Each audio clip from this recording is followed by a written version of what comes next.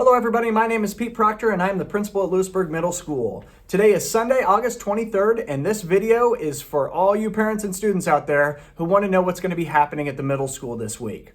So on Monday, we have student pictures scheduled. Typically those happen in the auditorium, but this year we'll be doing those in the band room. And all those photographs are going to take place during the students' social studies classes, so be ready for that. Also, Wednesday of this week, we have some forms due for student council. We're having our elections this week for our student government, and so all of the representatives and officers have received instructions for how to try and apply for those positions at the school. So be looking for that. Those need parent signatures on them. The students have to gather some other signatures as well from students and teachers, so just be looking for that. Also, this Thursday, we have our elections. So once those items are turned in, the students will actually vote digitally, so we don't have to worry about paper ballots or anything like that. And then also on Thursday, we have fall sports pictures. So athletes, be ready for that. You don't have to come for extra time during the school day. We just take those fall sports pictures during practices.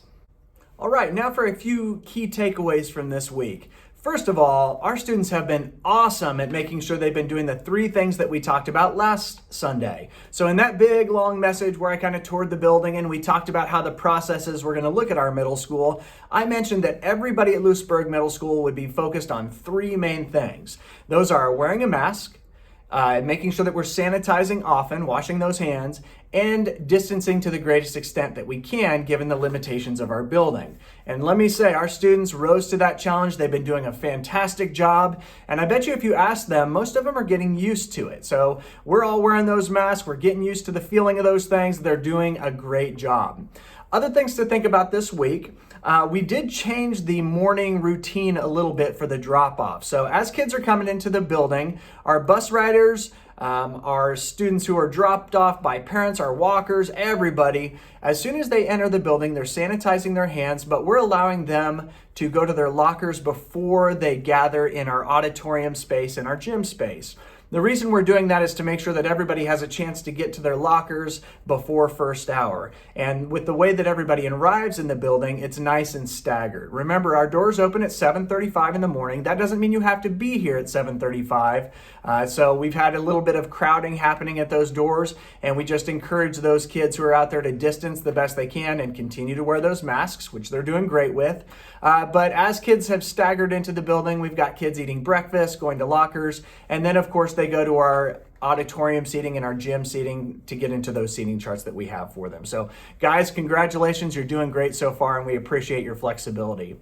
Other things to think about this week, several of our teachers are starting to do assessments. Now, these are not state assessments. These are internal building assessments that we give that are geared to find out where kids may have some learning weaknesses in the areas of math and language arts. So these are called FastBridge assessments. And one of the things that students need to make sure they're prepared for on their side is to have a good set of earphones. That is on the school supply list for all our 6th, 7th, and 8th graders. So if you're bringing in those headphones, you'll actually need those for those FastBridge assessments. So please have those ready to go. We also have kids who love to bring the really expensive AirPods. Be careful with those. I have AirPods and I barely ever bring them to school just because I don't want to lose them and they're expensive. But kids can bring those as long as they can sync up to their Chromebooks. But remember, parents, it's okay to just have them bring a cheap pair of headphones too. They don't have to be the big fancy ones. All right, now, another thing I wanted to mention to you guys, since we're starting to kick into gear, you'll see more homework happening this week. Last week was a lot of just getting used to our places, our spaces, and now the teachers are getting a good idea who the kids are, and they're going to start diving into content. So be ready for that to start happening this week. And also, parents, please check your students' agendas to make sure that they're filling those out. Now, last quarter, when we stopped after spring break, one of the things that we did for parents is we made a planning guide which showed everything that was happening every day for every class on one planning grid, so you could see like what homework was being assigned in every class Monday through Friday. Now, the great thing about our student agendas is that the students should actually be replicating that by themselves. So that planning grid is the same thing that our students have always been doing in their agendas. So if you ask your kiddo to look in that agenda, show them the week, and just double check that they're writing things in there. We want them using that agenda. We want to help them with organization, and that is a great resource for all of them to use. Now, I'm going to show you guys a few videos of some other things that parents should definitely be aware of as the year starts up.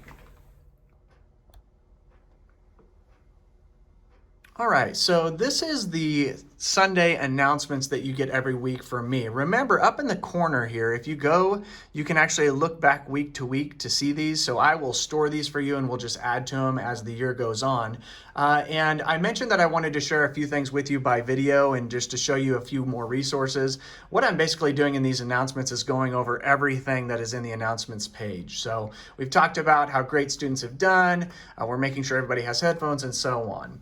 Now, if you scroll down to item number 4 here, what I wanted to talk to everybody, one thing was the calendars and what teachers have. So it says here, all teachers maintain online calendars.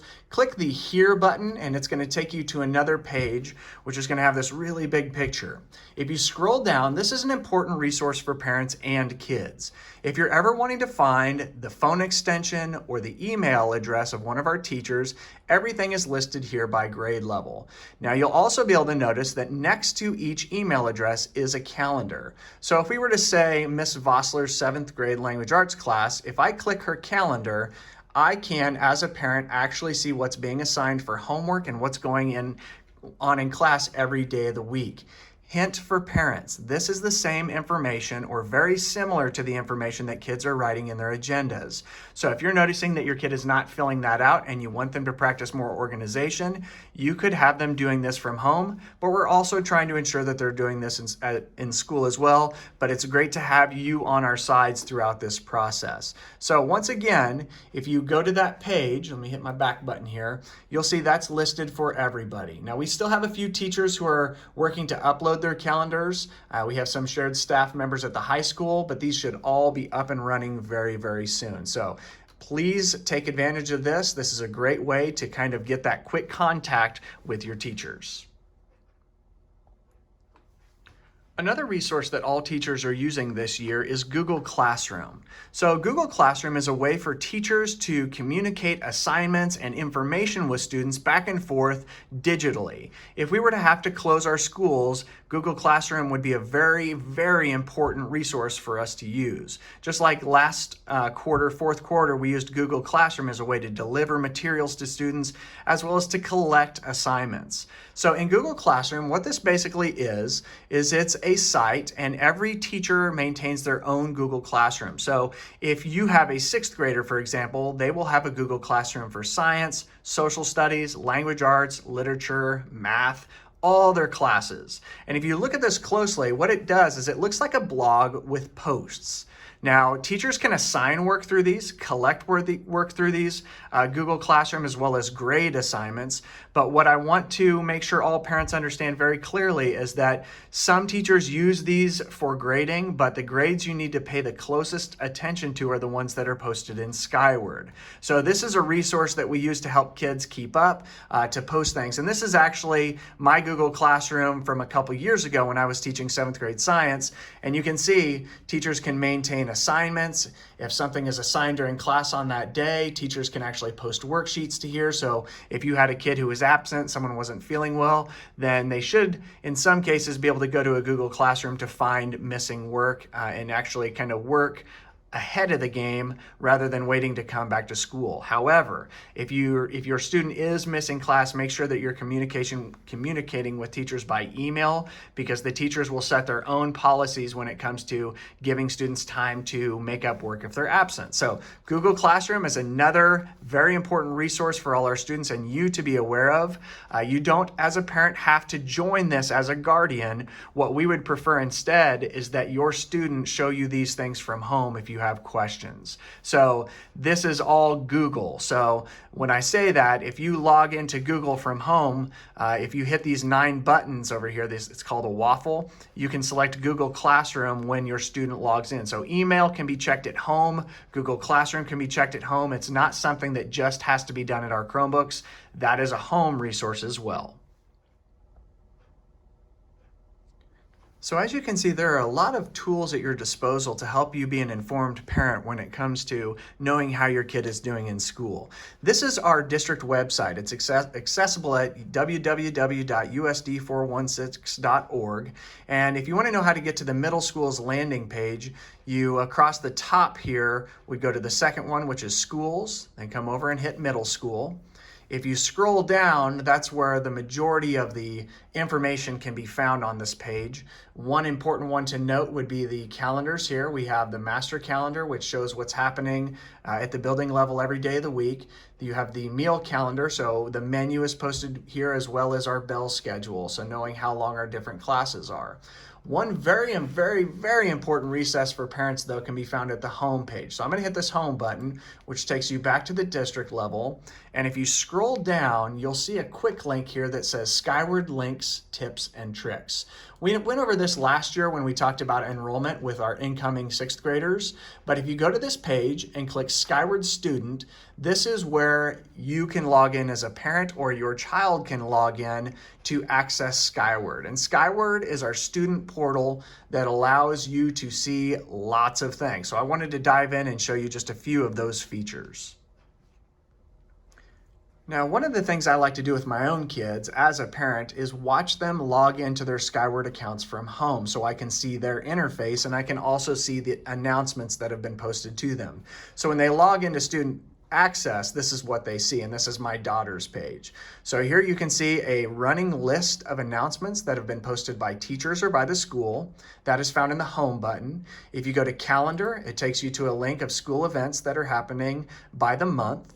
If you go down to Gradebook, this is a really important one, students and parents. This is where you can see where your kids are doing academically right now. So it's a little bit confusing sometimes because we use Google Classroom and teachers can receive and send assignments through there, but the actual grades you want to pay attention to are the ones posted here in the Skyward portal. Attendance is where you would go to look up how many absences your child has. Student information is one where a kid can click to see their locker combinations, what locker number they have. You can also see food services posted here if you need to know details about what lunch balances are, making payments, so on.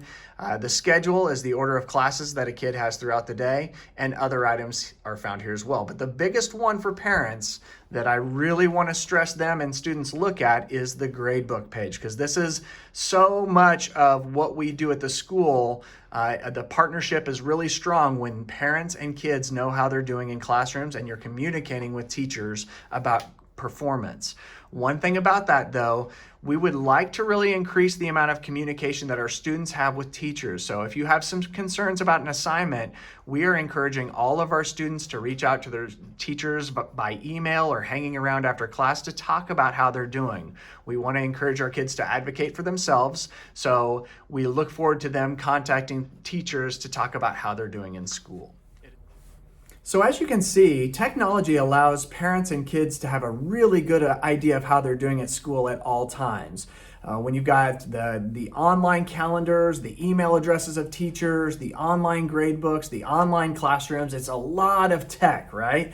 But it's all geared to help you as a parent know how your kid's doing in school, for kids to know how they're doing, and to open up lines of communication between home and school. So I hope you find this information valuable. I hope it's useful for you. Remember, email is very important because that's how we're going to post things to you as the year gets started up. You're going to see kids emailing you pictures of their grades. They'll be doing that through our advisory classes. And just know that really academics is going to really start gearing up this week. So 6th graders, you're doing a great job adjusting to middle school. We've had some bumps in the road with lockers and schedules and things like that. But guys, to be honest with you, those things happen even in a normal year. So just know we are smooth. We are doing great. Everything is looking great. 7th grade, you guys are doing amazing. 8th grade too. Thank you guys so much for leading the way for our younger students. So everybody have a great week. If you need anything, please feel free to reach out to me or your teachers, and I will talk to you all again next Sunday. Thank you.